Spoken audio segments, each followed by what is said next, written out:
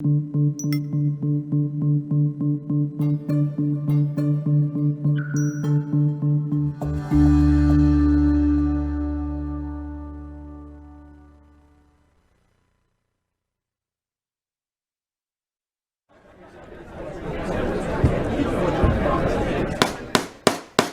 250,000. Now, but to get 275. High, but to get 275. 3. Now 300,000. Now 3 1/4, 325. High, but to get 3 1/4, but to get 325. Now half. Now, but to get 300.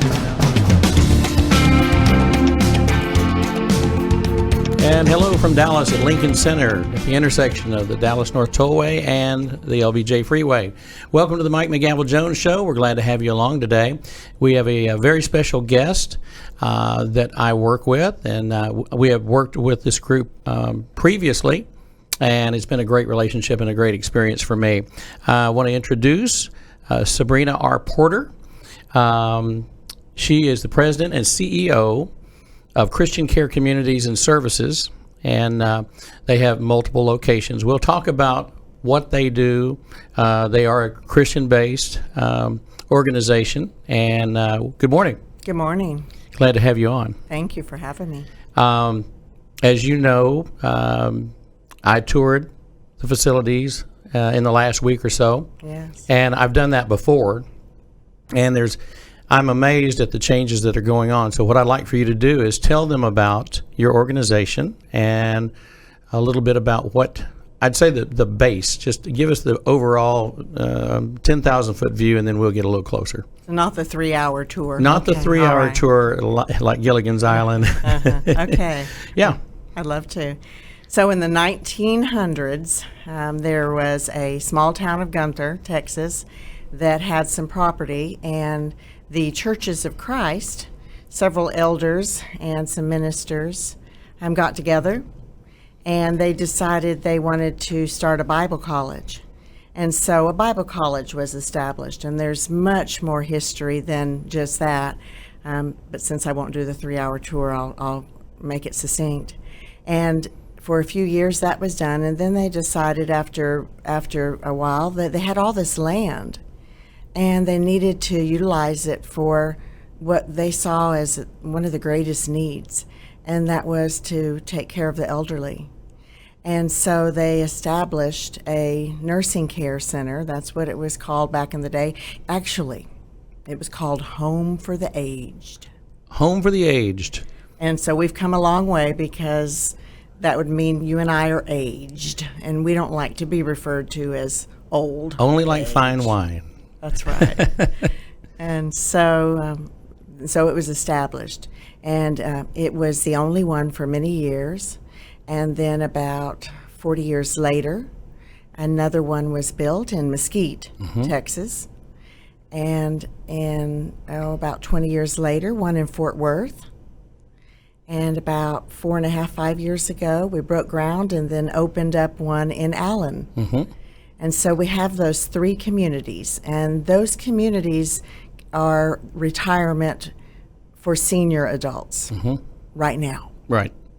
Our goal is to go intergenerational, but that means anywhere from independent living, homes and apartments, where these people who live in these homes and apartments travel. They still drive, they still do their own thing, but they have the luxury of having a home where they don't have to take care of the everyday things that break down, and they have the peace of mind knowing someone's there if they need something in an emergency. Because what's also in those communities are staff who help. So our teammates who are nursing, nurse aides, maintenance, across the board, chefs. And so they can utilize those services too. They can come to a big dining room and eat all of their meals, or they can cook something for themselves in their kitchens. And so that next step is, assisted living. And the assisted living has 2 aspects. One is traditional assisted living, where residents rely on us for some of the basics. For instance, we help them with their medication.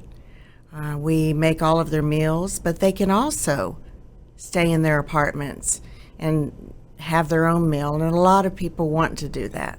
They want to have a breakfast in their apartment. Nobody wants to get up and get dressed early if they're in the Porter family, and so that's a luxury as well. That's a benefit. And then there's also another assisted living, and the memory care is what we refer to those neighborhoods, and that is where our residents who have some form of dementia, the Alzheimer's. People get Alzheimer's and dementia a little mixed up, but I refer to the dementia as kind of the umbrella, and then there's different types of dementia under that umbrella.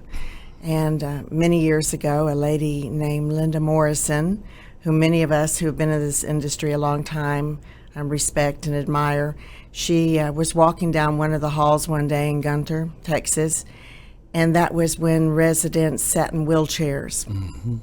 They were dependent on the And they staff. were treated that way. And they were treated that way. And so their quality of life was, they didn't know families didn't know to expect anything different, because that's what you saw back in the early 1900s. And she walked around that community and she said, there's got to be a better way. And that's when she started training the staff, learning everything she could about Alzheimer's, and training our caregivers on several methods, what to do differently, and how to deal with certain levels of dementia. And so that's one of what we refer to as one of our specialties. We feel that we are experts in the care and service for our dementia residents. And that's something that we're very proud of, because we're one of the first in the Texas area, in the DFW area, to establish dementia neighborhoods. So the organization basically started, I guess, in the 40s? The 1900s, early 1900s. Earlier than that. The Bible College was early 1900s. Turn of the century. The nursing care, mid-1900s. So who ultimately was responsible for starting this? So it was founded by the Churches of Christ, and a minister, Ralph Godfrey, was one of the first, and he is the one who, when I say Churches of Christ, there's people get those mixed up, but Churches of Christ are independent, so there's not a regional office or a corporate. Or a mothership. Yep, they're independent. They're independent, and that's why, and that's who it was started by, were the Church of Christ ministers and elders, many members. In fact, the one in Mesquite, we didn't have independent living in the very beginning, and we rely on donations. We rely on our churches and individuals to contribute towards our ministry, because we're faith-based. Right.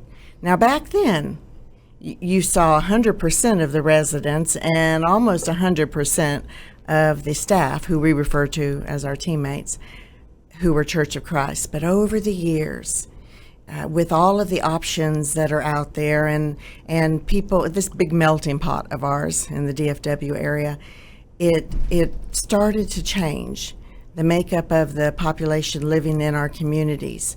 And so I would say in the late 1900s is when we decided that Gunther was something that we couldn't continue to operate. It was a hard decision. I wasn't around then, but it was a hard decision for our board, and they had to dissolve that. It was old. It had gotten older. It was hard to put capital into that building, and so we sold those properties, and the church that was established there remained.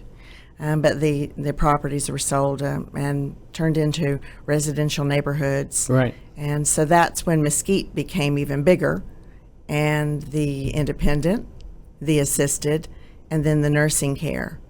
And so it's skilled nursing. That's a mystery to a lot of people. They get that confused. They say Medicare, Medicaid, they think those are the same things, but they're not. Right. Medicare is when you go in, and that's paid for up to 100 days. I gotcha.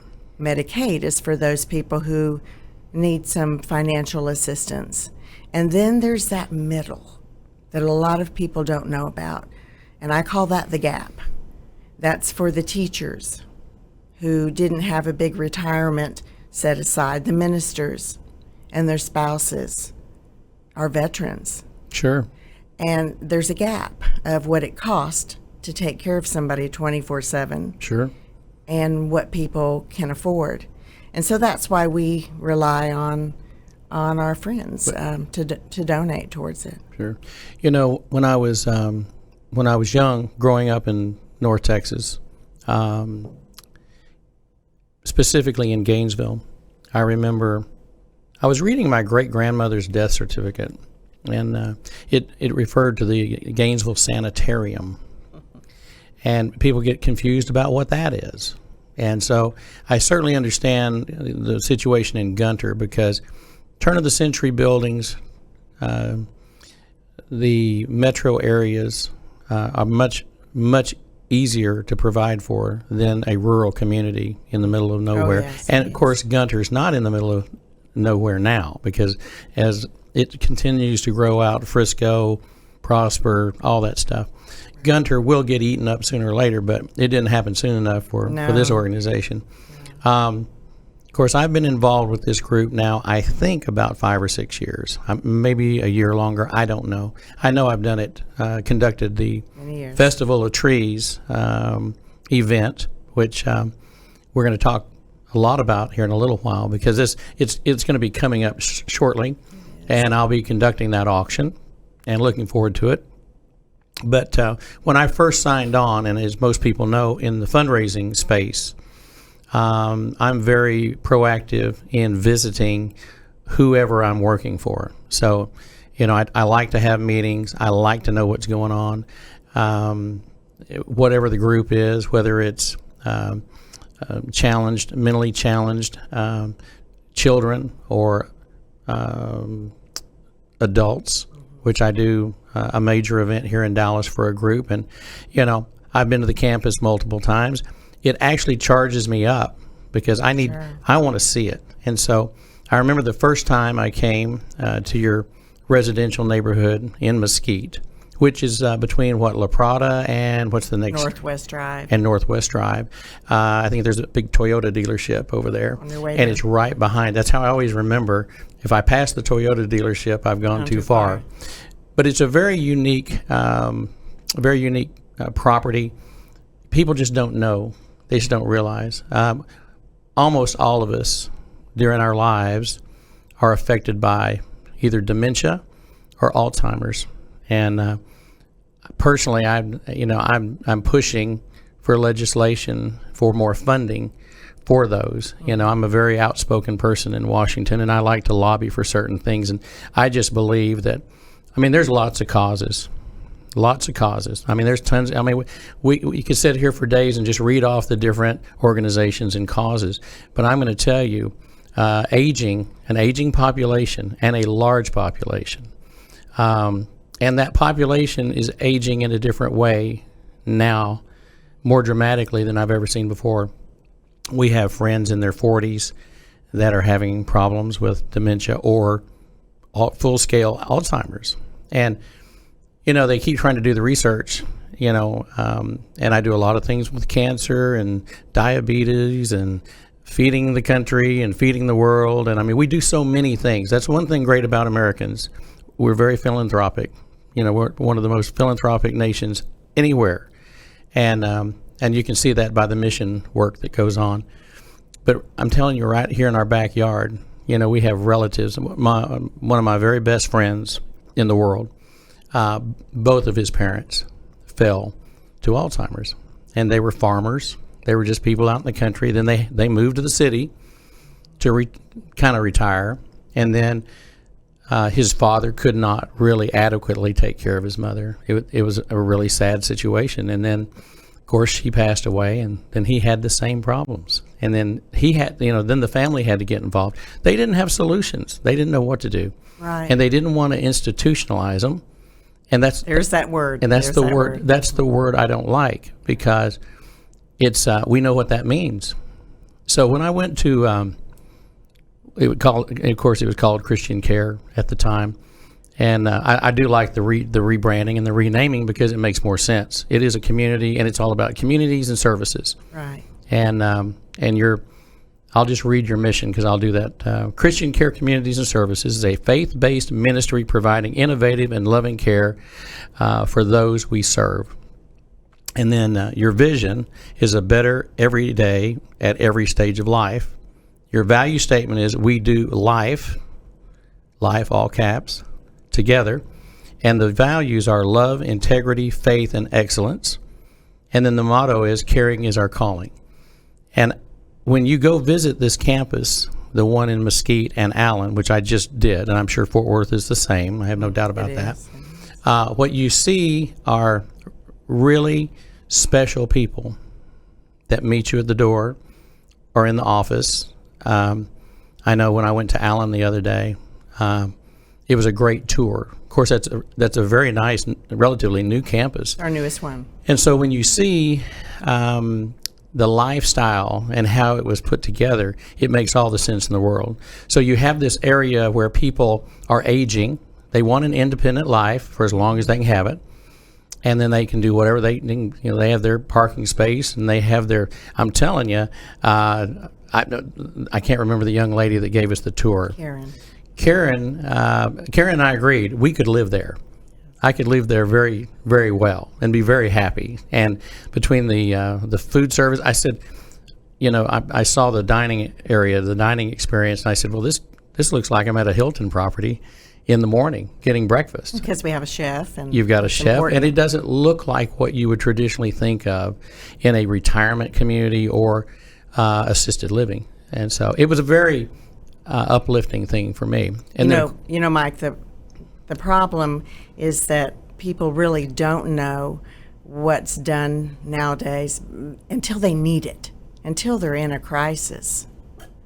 And they wait till they're in a crisis. And so what we do is we encourage people to go out and start walking these communities and meeting people before you need it, before your parents need it, and know what's out there, what your options are. And what you saw, and you said the word a while ago, and the I word, the institution. Yep. And because that is a perception a lot of people have of retirement communities. In fact, you'll hear people say, "Oh, you run nursing homes," and I've said it probably makes the hair go back on the hair on the back of my neck stands out. And I've said for as long as I can remember, it's not nursing homes. Right. It's the retirement communities where people live. I work in their home. You make their lives special, and I can tell you that from personal experience. And I'm going to back up and talk about the first time that I was there. But the other day when I was in Allen, there was a couple, and they were playing some games, and just as we're walking, of course, and this is one of these where they have, obviously have a few memory issues, and I'm sure this helps them. It gives them things to do that keeps their mind working, right. And I understand that. But the lady, Karen, and I guess the marketing person over there, Carol's awesome, by the way. So there's a shout out to Carol. If she sees this, I'm assuming she will see it. If she doesn't see it today, it'll be available on this Facebook page, and then YouTube. We have a YouTube site, as well as Real Communications. So this is going to be out here forever, right? So shout out. Thank you. But she was great about giving them hugs.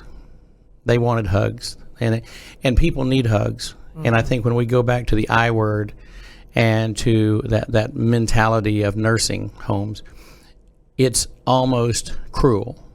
That's what I remember. That's what I remember as a kid going to. It's a place where and I was going dumped. to a nursing home because that's what we called them back in the 60s and 70s. And I just remember as a child, it really kind of messes your head up because you see that this is potentially what you're going to live like someday. And it doesn't have to be that way. No. And I'll go ahead and say it now, and I'll repeat it before the show's over, is that if someone is interested, and we'll give them all your information and where to go, but I personally highly recommend that if you have interest in the community and the services that you offer, that people do exactly what you say. Look into it now. See what your options are. In Allen, you have limited space. You don't have a lot of space. And, but you have some vacancies. And I got to tour. I got to look at the rooms that were available. And that's when I went, this may be better than where I live right now. So I would highly recommend that they look into it.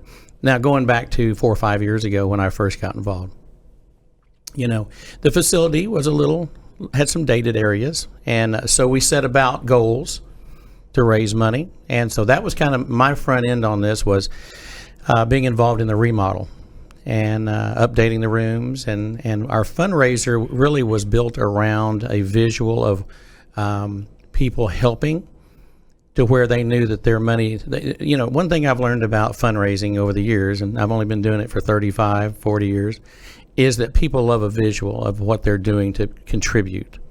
And there's some people that just have the ability to stroke a check, and they just trust you to do the right thing, maximize my donation or my gift, my pledge, whatever.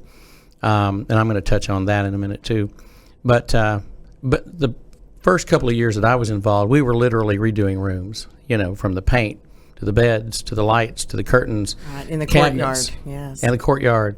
And that was attractive to me. It made me feel like I was, don't misunderstand, I don't mean wasting my time, but let's say better investing my time. Sure. And that's why I like the group. That's why I've been involved in it. And, they've had a great team in the past, that have worked real hard. And everybody has their style. Everybody has their way. Everybody has their vision of what they think is the best way to improve things. You coming on this last year, I think is terrific. And I want to talk about you just a little bit. I want people to know who you are, and I want to talk about what you've done in the past, because our past does reflect what our future is going to be. And you've got some pretty powerhouse people that you've worked with that have made huge differences in tens of thousands of lives, not only here in North Texas but other places, because I know of whom we speak. So let's talk about Sabrina Porter and where did you grow up? I grew up in Bernie, little town outside of San Antonio. Bernie, Texas. Bernie, Texas. I grew up there for about 13 years, and then I left my home when I was 13 years old and went out on my own because I was working and making $1.25 an hour as a nurse aide, and I thought that was just... living large. Oh, that was great. Almost dropped out of school, and I had the fortune of having a mother who knew how to influence some decisions, and they worked around my schedule at the nursing community that I worked at as a nurse aide. So it took me about 3 years longer to finish high school, but I did. So when you lived in, how long did you live in Bernie? 13 years. 13 years in Bernie, and I know Bernie very well. It's really funny that you mentioned Bernie, Texas. We actually have an office in Bernie for our United Country Real Estate Company, but back in the 80s, a lot of people know that I used to sell Western Auto stores. I always have a story about a Western Auto store, and I auctioned off the Bernie Western Auto, and the gentleman that owned it, he and his wife, he was an administrator of the hospital in San Antonio. And so I got to know them very well, and they were successful. But they had bought this franchise, and they just liked having it. They probably didn't need it; they just liked having it. And but a good friend of ours, who's an auctioneer down in Bernie, Texas, named Forrest Meadows, he texted me this morning to check on me and my voice this morning from Bernie. So, and he's also I think, and Forrest, if I get this wrong, because he'll be watching this. But I believe he's a constable as well, and has been for quite some time down there. So he has dual roles. He's a super community guy. But Bernie, Texas is a very important part of my life. And, of course, it's only 20, 30 minutes into San Antonio, depending on the traffic. I mean, it's kind of like a Frisco to Dallas. It is. It's exactly that now. It didn't used to be that way. So when you left Bernie, where did you go? San Antonio. Okay.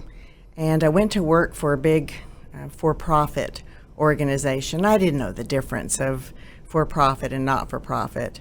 But that's what I did for the next 19 years. And this organization just took me under their wing and raised me. And so I always tell people that's where I learned, and my business acumen was from this big for-profit organization that kept sending me to school, certification for an activity director, and then a licensed administrator, and then a regional vice president. So those 19. So they built your foundation. I want to back Absolutely. up. I want to back up a little bit. We'll come back. Okay. Let's talk about your childhood. Yeah. I find our total biography far more interesting when you kind of see the pieces. So you're in Bernie. Right. I assume you had a family situation. Well, I did. Tell me about your parents. I did. Well, I always tell people, their past does not define them. However, they can make that past benefit them. It can be a blessing. Sure.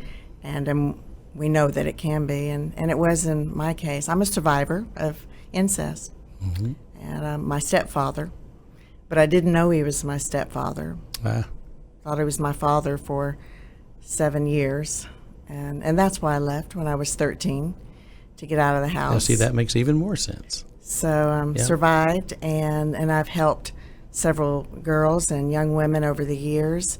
When I finally gave my testimony, took years to realize that I didn't do anything to cause what happened. Yep. And, You're just taken advantage of. Yeah. Did you have any siblings? I have a sister that's a year younger and a brother who is 10 years younger. So where do they live? Brother lives in Bernie, has a bike shop. Yep. Owns a bike shop there Shout in out Bernie. to the bike shop. Yeah, he's just 10 years younger, so he's 46. I started to say, so he's 20. Yeah, he's 20. He's 20. That's right. Go you with got this. it. Go You for got this. it. I know what I'm doing. And then my sister lives in Baton Rouge. Oh, really? What's she do? She has always been a stay-at-home mom. Okay. So one of the So hardest, the hardest jobs and the most underpaid jobs ever. One of the hardest. I tried it for 5 years, and I really didn't do it full time because it was hard. And Oh, and it's getting harder. it is. And so I always tell people when girls are come to me, or young women are coming to me and they're at work and they say, how do you do this? How do you juggle both? It is tough. And in our industry, Yep. that's what you see is a lot of single moms. Yep. A lot of yeah. single moms. So big shout out to them. Yeah. Admire them. Respect them for what they do in raising their families because it's hard. It's Well, hard to do. and you see that a lot in all families. I have my daughter, Mackenzie, and she's 26. And she's kind of in that situation where she's trying to find exactly where she wants to be. She's finding healthcare interesting. That's what she's doing. I tried my best to rope her into the auction and the real estate business. And, she was told that, well, that was your dad's dream. That's not your dream. So she's finding her way.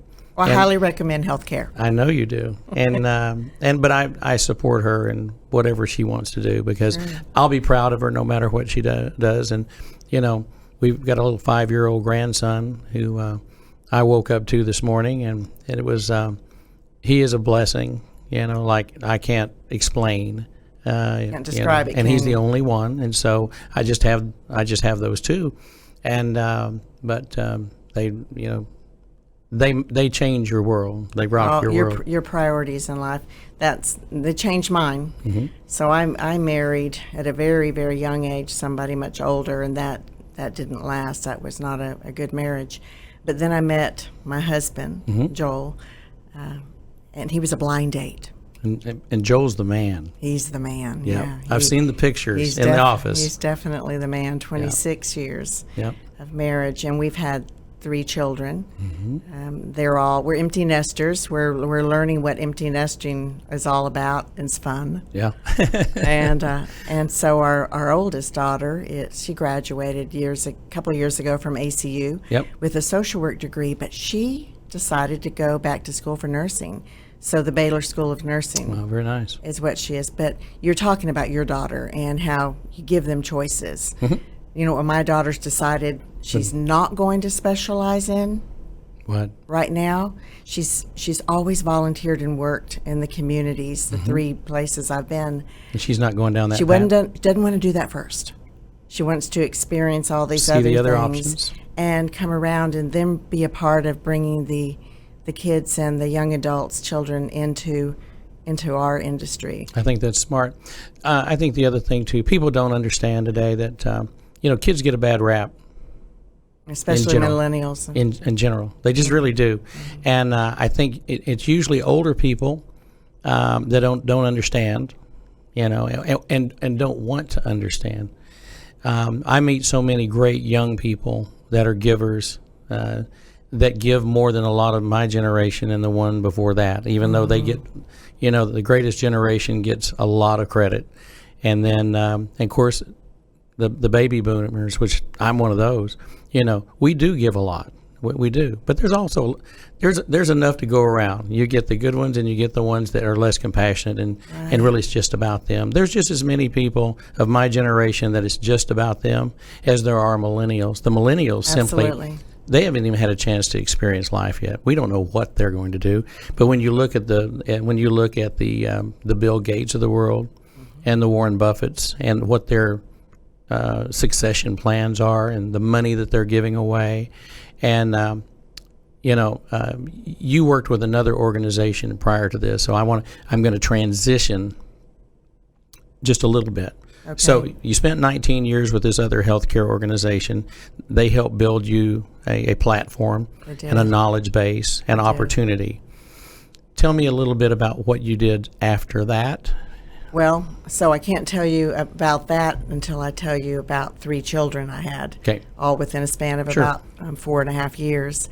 So I have 2 boys, and my oldest is in Special Forces, and he is deployed right now, and Mason, and then Caleb, my youngest, the baby, 6'4" baby. Little boy. And he's in the Old Guard in D.C. Right. And so I had these 3 children, and my husband worked for TXU, Encore at the time. Sure. And I wanted to work. I wanted to do what I felt was my calling. Yep. And not that being a mother wasn't a calling, because that was just as important, if not more, responsibility for these 3 young children. And I asked my husband, if I went back to work full time, would you be willing to stay home? And he said, "Can I start tomorrow?" Yeah. And you picked the right guy. I did. Yeah. I did. That's awesome. And so he stayed home with our children. And how long did that? How long was that? That was back in 1999. Okay. And that's when I discovered the world of not-for-profit faith-based. Okay. Because I learned about this group called Grace Presbyterian Village. And we lived in North Dallas, and this was in Oak Cliff. Right. And they called me and said, would you come down and talk to us? And I said, where? And when I drove down there, the where didn't matter anymore. After about 45 minutes, I fell in love. I fell in love with the residents, with the staff. And what was key to this decision was my husband had to give 30 days notice. These people wanted somebody right away. Yeah, like tomorrow. And they said, well, bring your kids. And I did. Wow. It lasted more than 30 days because he ended up staying longer. And my kids grew up in that. And, they always had 300-400 grandma and grandpas. So they received the benefits, actually the blessing. The blessing Absolutely. Of being exposed to that atmosphere of giving and love and compassion. Yes. And then they became those people. Absolutely. Yeah. And they learned from that greatest generation, one man who became my father figure, who was in World War II. He was a prisoner of war and repatriated. They call him Grandpa Bob, and Bob Barton. He would have been 100 years old 1 month before he died. Wow. 1 month before he would have been 100, he died. And he was their hero, and that's why they chose the military, because of his example. Because of him. And that's the example this greatest generation does give, all of us. So I worked there, and then I started taking care of somebody's mom, And this person worked for somebody I didn't even know because I didn't know the philanthropic world. Sure. I came from the for-profit where you're not allowed to do things like that, raise money for a ministry. Yep. And I didn't really know it was a ministry until I met my husband and found God. But I have to say that this woman, I took care of her mom for years. She worked for an influential man, T. Boone Pickens. And he was philanthropic. Probably one of the most philanthropic people we've seen of this generation. When you look at the various, and it's not one group, it's lots of groups, and organizations and colleges and Oklahoma State University and the Boys and Girls Clubs, and I mean, you just ride around. Cancer centers. You can ride around. Yes, cancer centers. I'm very familiar with. You can ride around Dallas, Fort Worth. You can go to Tulsa, Oklahoma City, T. Boone and the Panhandle. T. Boone Pickens, of course, we just lost in the last 30 days or so, maybe 40. In fact, I don't know if you saw the letter that he left. Did you see the letter that he left? So I was at the I know you went to the service, but did you see the letter that he left that's been circulated throughout the internet? I have not seen it, but I've heard about it. Have you seen it? If you'll look on this show, on my Facebook page, it's posted there with his picture. I'll read it. Because it's a very well thought out. It's not short, but it was basically, he starts it out by basically saying, if you're reading this, I'm no longer here. So he gives his perspective. So there was a piece of that on the program, on the back of his program at the service. What a man with work ethics. Yes. So tell me about that relationship, and then about the center that you worked at and all that. Well, it was just one community in Oak Cliff, and we wanted to start our own hospice. So we did, Faith Presbyterian Hospice, and we started that. And before I knew it, this lady named Marty, daughter of one of our residents, was asking me questions. And she saw the quality of care and the services that we provided there, and she just started asking more questions and saying, what do you need? What do you need there? And before I knew it, things were coming to us. Now, we had some strong donors at that point, but nothing like this. And I call her the angel behind Mr. Pickens, because she did a lot of his due diligence and made sure that where his resources were going were stable. And so then we merged. It was a merger, but it was really a takeover of Presbyterian Village North, and we took Presbyterian Village North under our umbrella, which was right off of North Dallas. It's in North Dallas, up near Forest and Walnut Hill, that area. Well, I've been driving by that location for 30 years because that's the direction I go to my doctor, my voice doctor, bless Dr. Kirkham, and who I saw him last week. I'll be seeing him again this week because we're still working on me. You need to work on you. I need a lot of work, baby. You need some rest. I need a lot of work, not just in my voice, but I've driven by that center, and I was just looking at the sign. I pulled up, and I was looking at the sign, and I was thinking, because you and I had spoken about a week ago or two, and about T. Boone, and I saw the pictures of you and him in your office, and what you saw was the T. Boone Hospice Center, the palliative care, because we asked if he would help us build the first hospice and palliative care center behind Medical City, and he did. So I'm talking about Presbyterians and who I worked for, because I was very loyal to them for almost 13 years. Never had plans on leaving those residents and my teammates, but somebody else approached me from another organization. But we're all in this together, all of these faith-based. Sure. I mean, they're faith-based not-for-profits, and there's not a lot of them in Texas. Nope. And there's about 13 of us who got together in 1999, 2000, and formed our own risk retention group. So we call each other, brother and sister, and not competitors. Well, and most people know this. I work for a lot of faith-based groups. I actually prefer it. and that may be controversial to some people because, I just think you have to, you set your priorities. And I think you have to, I can do a lot of good work for a lot of people. I could do an auction every day. I literally could do an auction every day if that's what I choose to do. But I really want to be as good as I can be. Intentional. And with the right people that make me feel that it's mutual and there's an end to everyone, and I think we all try to do the best we can. I've never pretended to be something that I'm not, because I'm a failed human. I believe that. I'm a failed human being. But I hope that in the end, the good outweighs the bad.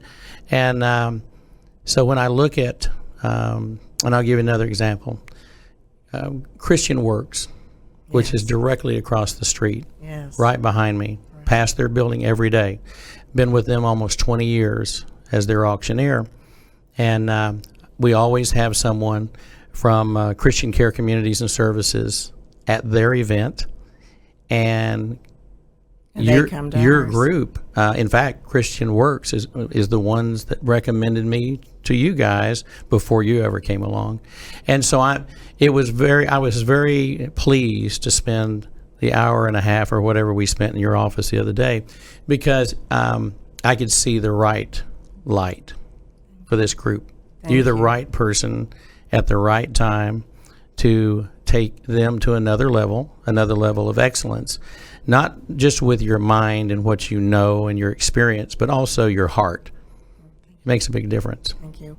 We've talked about this before, that you can't teach that. Right. You can't buy that. No. You can learn a skill. And you can learn skills. And so that's what we look for and try to surround ourselves with.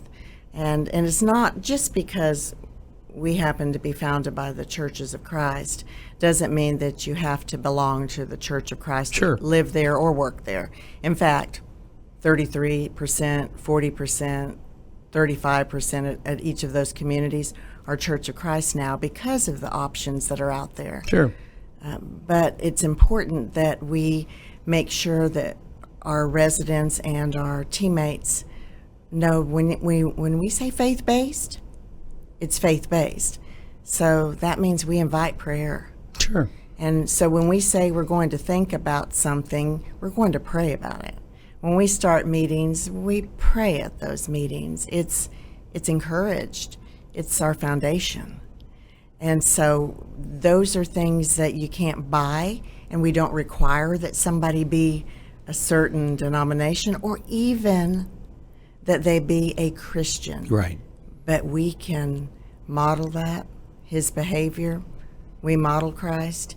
And over the years, I've seen so many people who have come to Christ because they see that.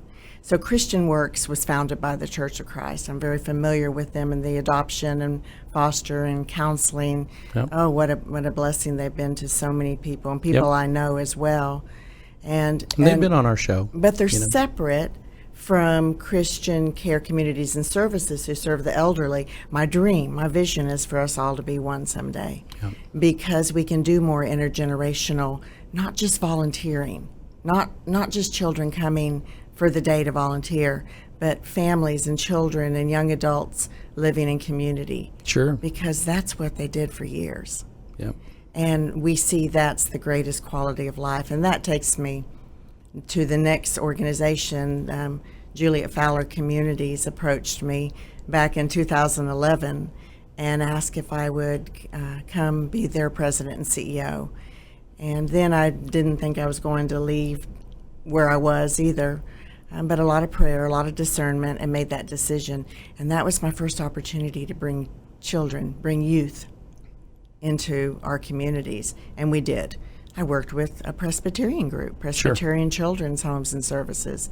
And then I went to Ebby Halliday and asked her if she would let me name a building for girls, a home for girls who age out of foster care. So about ages 18 to 24. And she said, as long as you teach them skill sets. And I said, that's our goal. That's what we want to do. So we did that. Yeah. And we named that the Ebby House. Ebby was a great friend of mine personally, and we talked about that a little bit the other day. I think that, and this goes out to anyone that's watching this that's either young or is looking for change or transition, improving their life. I sent a story out the other day to a lot of my friends privately about Colonel Sanders, Harlan Sanders. People don't realize that he didn't become a success until he was over 60. He had gone through bankruptcy. He tried to make it in the military. It didn't work. And he felt like everything he had tried to do was a failure. And he woke up one day and he was retirement age. And he was getting a check for like $120 a month. That was his retirement. And he was ready to commit suicide. People don't realize that. And it's in the story. But he didn't. He had this recipe, and he just started making chicken. And he started selling it to his neighbors. That's where it all started. So Kentucky Fried Chicken started by basically frying chicken at home, selling it to the neighbors, and then the rest is history. But I say that to say this: it's never too late for anyone to make a difference and do something that's satisfying and it can affect people in a very positive way. Absolutely right. So it doesn't matter who you are. And so when we talk about the youth, you about the time you think it's all for nothing, that's when something happens. And I was getting back to Ebby, and whether it's T. Boone Pickens or Ebby Halliday or Ross Perot Jr. now, or someone of that nature, you have to surround yourself with successful people. You must surround yourself. That doesn't mean to become an elitist. It doesn't mean that they're the only people. I always like to talk about my grandfather, because my grandfather had a huge influence on me. He never had any money. It was never about money for him. He paid cash for just about everything. He paid for his house in 7 years, along with my grandmother. She worked all the time. He worked all the time. I was a latchkey kid. Only back then we used a skeleton key. And a skeleton key? A skeleton key could open any door in your hometown. It's the old-timey locks. So if you want to look, you can Google skeleton key. But people weren't really worried about people breaking in their houses. Right. They were just trying to keep the door closed and be able to have some sense of security. But it was never about that. Of course, it was probably different in Brooklyn, New York. I'm sure it was. But I was a latchkey kid, so you get out of school but I remember my grandfather very well. He liked everybody, and whether he was speaking, and he had some very godly tendencies. I'm not saying, and here again, he had his failings, like all of us do, like we all have. But whether he was introducing me to a banker or the poorest person in town, he treated them exactly the same. And that's when I say a godly way. I looked at that as what Jesus would have done. Absolutely. Because there was a little man named Steve in our hometown, and he was a drunk. He was drunk all the time, and his clothes, he probably hadn't changed clothes in 15 years, and always had a scraggly beard and a little bitty diminutive man. But I never knew his whole history. I'd love to have known his life story. Could have been Jesus. You just don't know. And you're sitting there, but my grandfather would treat him and shake hands with him and introduce him to me like he was somebody, right, which made me feel that way. And so I've never felt like I was a privilege, even when I had a little bit of money. I think you show compassion to everyone. That was a gift that Ebby had. You're about to say that. She taught me two things. One thing very important. First of all, whoever she was visiting with, she looked at them in the eyes and not around them. Yep. She didn't look for the next person or who was the important person in the room or who was what. She looked and she listened to that person, and she made them feel special. And really, everyone was her friend. Yep. She made everyone feel that way. And in the end, in the last couple of years, I took care of her for a while. My daughter did as well, did some things while she was in college, on college break. She wouldn't say no to people at the door. Yeah. She wanted to answer her door all the time, because that's what you do. Sure. You answer your door. And it got to the point where it just wasn't good for her to be able to, to do that. But that's what she wanted to do. And that's what she did in life. She answered the door. Yeah. Well, and I actually did several training sessions about auctions in her office here, 5 minutes from here, where she officed. Yeah. And the thing I loved about her is she was very philanthropic. I mean, very philanthropic. A lot of people don't realize. They just don't know because she didn't tell everybody who she was helping. But I mean, when it came time for communities and schools, that was a group she was very passionate about. Ross Perot had been chairman of their event. Ebby had been very, very involved in it. But anytime I was the auctioneer, I mean, every single time, any event that I did in Dallas, Texas, where Ebby was involved, I would always get a personal card from her, saying the sweetest things ever. And I mentioned it the other day about Joe Hager. Yes. Former Mayor Pro Tem and the late patriarch of Hager menswear, clothing, and sportswear. He had the same effect on me, and as does still Doug Brooks. That was with Chili's with Brinker. There's a commonality among all of these people that have whether it was T. Boone or Joe Hager or Perot. They may not have had the same DNA exactly, but they knew what was most important, and they knew how to connect people, and that's what you're going to do with Christian Care Communities and Services, because I see it that you have that DNA and you have that connecting point that gets people to do things and raise the level of giving and support and growth, and I'm really excited about the future. But tell me more. We talked about Ebby a little bit. There's a reason why I have an autographed ukulele at my house. Oh, really? Oh, yeah. Yeah. People know I collect guitars, but I have my Ebby ukulele. Do you really? I think I got the last one. And because Ebby was known. And the funny thing, when I did an auction for cancer, it was cancer. It had been Gilda's house. Gilda's house, and it became the Red Door or something. And it was like Cancer Center of Dallas, I think may be the name of it. I've done several events for them, but when we opened Nebraska Furniture Mart and we had Warren come in and we had 3,000 people, at that event on a floor at Nebraska. They emptied an entire floor of furniture to make room for 3,000 chairs. And he drew a crowd, and forget about your politics. I don't care if you're Democrat, Republican, whatever. That's not what it was about. And we sold 10 or 12 items that were all Warren Buffett items, and they all brought $10,000 to $20,000 a piece. But here he comes out wearing a cowboy hat, wearing, of course, a hat made by one of his companies, but here in the Dallas-Fort Worth area. But then he plays the ukulele. Oh, I didn't know he played the ukulele. Yeah. So I thought, well, there you go. There's a connector to the early 1900s. You've got Ebby playing the ukulele. You got Warren Buffett playing the ukulele. I don't know what that means. Maybe they're up in heaven right now playing ukuleles together. Probably are. They probably are. And T. Boone sitting around watching. I don't know. Or he's got a dog and he's hunting somewhere. Yes. He's doing something that they enjoy doing. She also taught a lot of other things, and her work ethics were strong. And she used to go into her office in her late 90s, all the way up to about 101. Yeah.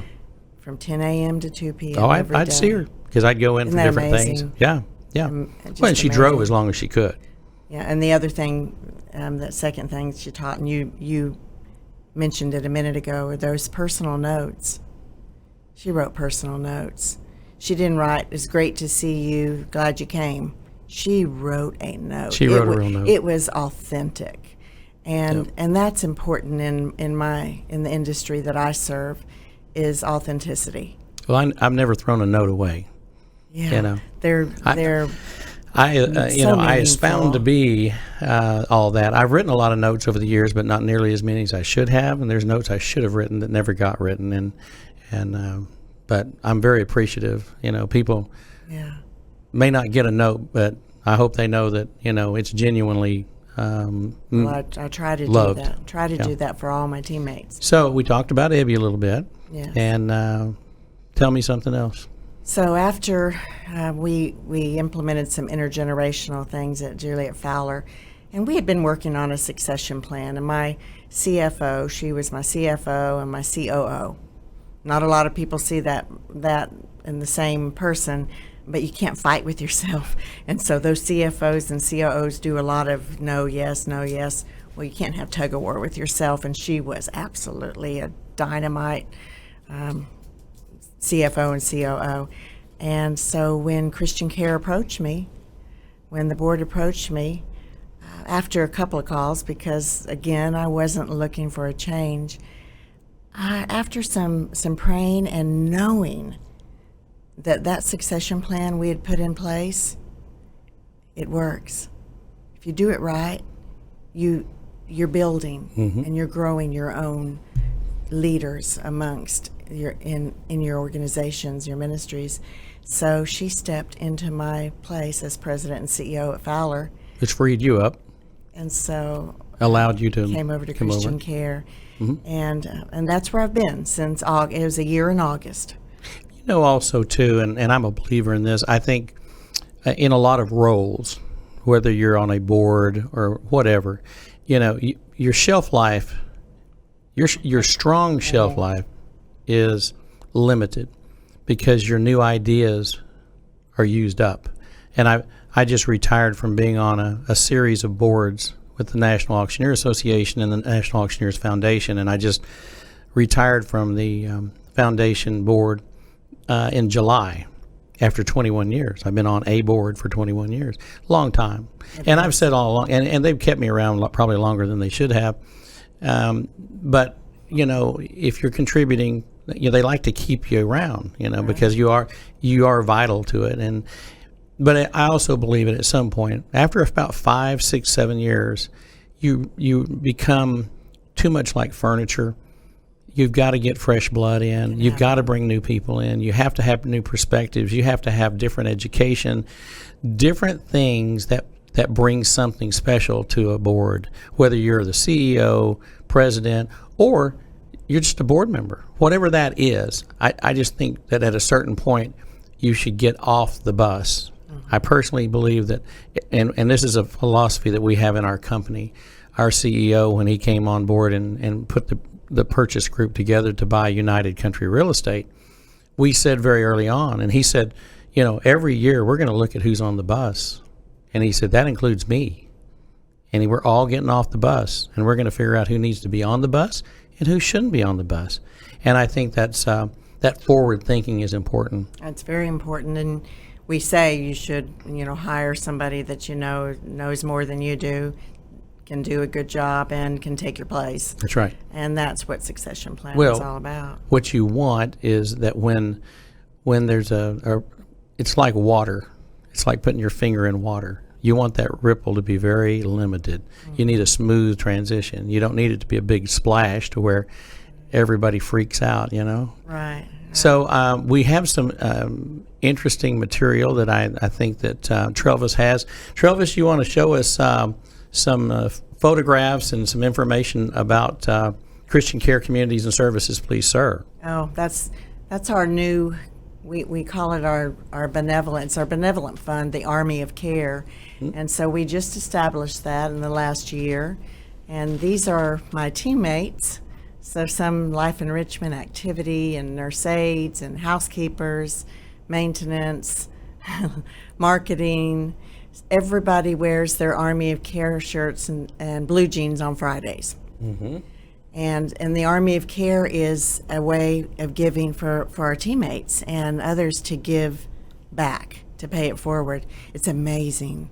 Some of these teammates who make little and give so much. They give their 2 pennies out of their 3, if that makes sense. They not only work in this industry and have the hearts and the compassion for the residents we serve, but they also pay it forward in giving of their own resources, and that's important. So that's what you saw was the teammates in the Army of Care. I would be remiss if I didn't mention that your organization has a great love for our veterans. Oh, yes. And I saw that on display in Allen. You have a wall Wall of Honor. Dedicated to the residents that have been there and are there. And all the branches of the military are represented. Yes. And I took a photograph, and Travis, I wish I had it for you. I wish I had sent it. I took a great picture of the wall because the wall shows the residents in probably physically better times for them, Yes. and when they're actually serving the country. And everybody knows I'm very Patriotic. Well, I like to believe I'm very patriotic, and I like to believe that I stand for America and what these people fought for. I think if we had more people like that, I think this country would be a much better place today. And but these people are awesome, and I enjoyed one of the things I really enjoyed at the care centers is you have the shadow boxes in front of their rooms that show pictures and shows family and shows mementos from their life, things that mattered to them. Right. So it's really kind of cool because you see it's not just a little cool, it's very cool. It serves a purpose of reminders for those who might have some cognitive deficits, if they have some memory issues. It's the picture when they got married that they recognize that's me. Yep. And then that's my room, or that's my apartment. And the other things you saw were the Passions project that we did with our residents. And we had a photographer come in and interview and take pictures and video of them, of their passion. So some of these residents were dancers, they loved to dance. Some of them were teachers, play the piano.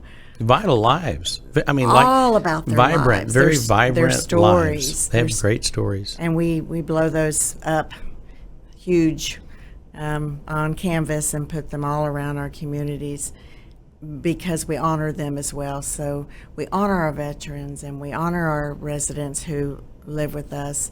We're looking for ways to reach out and meet the needs that aren't being met. And one of our visions is to meet the needs for IDD, for anybody who is experiencing that. And I don't know if you know this, but the same plaques that are in the brain for somebody with dementia are the same plaques that are in the brain with somebody who has Down syndrome.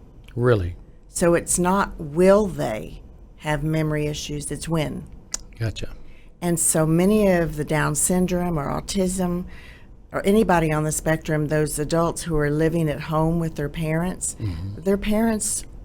are concerned. What's going to happen? Sure. And there's places out there, but many of them are very expensive. Sure. And not everybody has those resources. Well, and you are in the, I don't want to use the word business, but industry. You are in the industry, but you're not trying to satisfy the highest, most expensive. No. You really do work at fulfilling the middle of the road and the people less served and the ones that need your help the most. And you help them not just with the care, but also seeing that they get the care. Oh, absolutely. And so helping them, and we're required, all not-for-profit faith-based organizations are required to give 4% of their revenues back. We don't limit ourselves. There's been many years we've given 7, 8, 9. Our goal is 10%.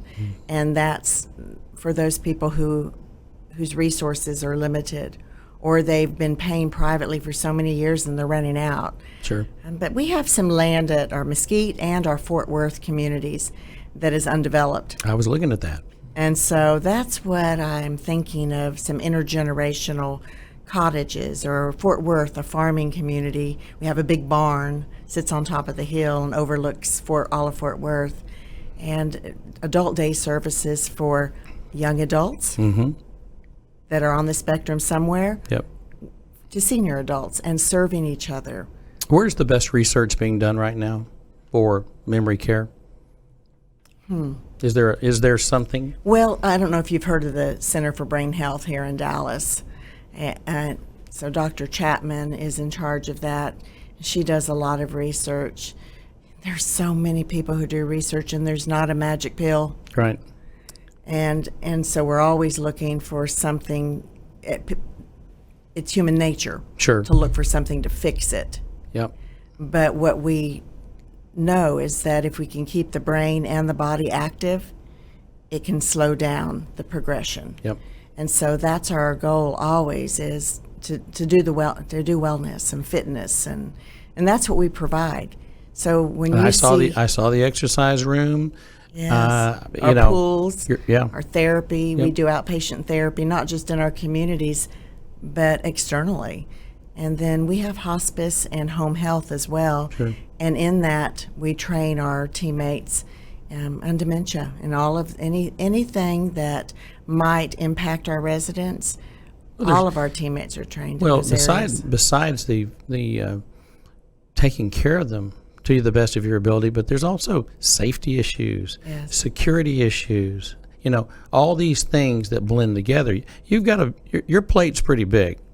So I want to talk about the Festival of Trees before we Okay. close out. This will be the last thing that we really get to talk about, because we've gone an hour. It's wow. went by pretty quick, didn't it? Yes. So would you like to just tell us Sure. about the Festival of Trees? Sure. And we'd like So- to invite people to. Yeah, so you were talking a while ago about new and fresh ideas, but it's very important to me to also honor the past, because many of the events or programs that were put in place in the past are honorable. And so it's always my goal to look for those ways of continuing to honor those and bringing in new, fresh ways, and not taking or asking from the same people. You know, because that's hard on your donor base. Yep. For you to go to them, ask the same, that 80-20, 80% rule, you know. Yep. And I know it very, very well. So the Festival of Trees is something that was started 11 years ago. And in fact, we are honoring the person who really spearheaded that. Her name's Teresa Scott. And she was our... Teresa Scott's the one that brought me on board. She did, Chief Advancement Officer for many years. And she and her husband have been in the ministry. John Scott was a minister for many years at some churches. And she just recently retired. So she doesn't know this yet, unless she's watching this, which I hope she's not. The word's probably getting out. So we're honoring her for So if that. you know Teresa and, Don't and say you're anything. watching this right now, Please don't say just anything. just be quiet about it. It's all good. God's watching, so be good. So we're going to honor her at the Festival of Trees on November 11th that we have every year it's been at the Westin Galleria, but there's a limit of 500 people. So Yep. next year will be our first year. We'll have it at the Renaissance in Dallas, because they can hold 1,000. Right. And I expect that as we move along each year, there will be more people who want to come to that. And it's a dinner, and we also have a live auction. Many people have underwritten trips and experiences and items, and we also, as you know, we do something special, Fund a Need. And we have a couple of very, very important needs this year that we'll be asking for people to discern about. So people that know me, they see people that are close to me see my Facebook pages and what I'm doing and where I am and who I'm with and all that. And so in the past with the Festival of Trees, we've had some entertainment. We've had yes. Amy Grant a few years back. Mercy Me. Mercy Me. You've had Lee Greenwood, I believe, last Yes, year. last I year. missed that one. And then, but tell us about this year's, because I've seen the video of this group. I honestly had never heard of them, and now I'm addicted to their music. And just tell us about this Sure. group. So I again give Teresa Scott the kudos for that, for finding them. The Annie Moses Band and their siblings whose grandmother had dementia. They have a story, but we'll tell that story at the event. Sure. And they play the violins, the piano, they're siblings, and they are absolutely They're over the top. gifted. They're over the top. Just beautiful. You know, I see a lot of entertainment. You know, I'm working with several famous people this weekend here in Dallas, and I'll just tell you, compelling music. There's a reason music works. You know, there's just something about music that gets people together, that draws passion, and these musicians are phenomenal. I can tell you, whether you can make it to this year's event or not, you should check them out anyway. Get on their website. I'm sure you can Google them. They're there. And watch some of their YouTube video and stuff. I can't wait personally. You know, I can't always stay after an event, but I'm staying for this one. I'm glad you're doing that. And I appreciate that invitation. They have some special songs they'll be singing, and you say music does it just soothes the soul, but it's also one thing that is a constant for our residents with Alzheimer's, with dementia. Yep. They might not remember how to say your name, but you start playing a hymn and they know every word, the entire song. Yep. It is, what's a cure? For a moment in time, it's a cure. There's a reason why we call it a music ministry. Because it is. Because it is. I have a really good friend that's with a church in the Panhandle, you know, and he left here, a very successful young man, to head up a ministry with a church. And then his father has since become a really close friend of mine, and he's 80 years old plus, and now he plays the piano, and he also plays at Presbyterian Hospital for the elderly folks over there. So there's a commonality there that I just think mends and brings people together and helps. Absolutely. There's something called Dementia Friendly. It's an organization, Dementia Friendly America. Well, we partnered with them, Dementia Friendly Fort Worth and Dementia Friendly Dallas, Dementia Friendly Allen. And it's a way of educating the public, going into the grocery stores and educating the teller on what to do when somebody looks at them, comes to the register and forgets Confused. what to do. Or maybe looks like they might be taken advantage of in the bank by somebody, or doesn't know how to find their car. So we're a part of that, educating the public. But we have a speaker this year. I don't know if you know her, Mike. Her name is Sarah Bearden, and she's an author of a book called Broken Beauty. And that's what her children call their Nana, her mother, Beauty, who was diagnosed with early onset dementia when she was 52 years old. Wow. And so she wrote a book, but what she's going to speak about for just a few minutes is how she finds that she and her daddy find the joy in life, help their mama, help Beauty find joy every day in the disease. Right. Find the joy and not the sorrow. So she'll speak a little bit about that as well. I'm eager for people to hear her. It's good. That'll be a great story. I'm looking forward to that. Sabrina, tell me, as we wrap up, contact information for your centers and the residents. Just give us, if someone wanted to get a hold of your office or just learn more about Christian Care Communities and Services, where would they go? So you can go on our website, and since we rebranded last year, it's Christian Care Communities and Services, but you'll also find Christian Care Centers and the website. But my number is 972-686-488. I'm sorry, 686-2448. Okay. I'm going to let you say all of that one more time. So if they want to go to your website, it's Christian Care Communities and Services.org. Okay, .org. Remember that. A lot of people just automatically put in .com because it's the normal thing to do, but it is .org. And there's a .net. Yep. And then my number, 972-686-2448. Well, Sabrina Porter, you said it all. You said it well.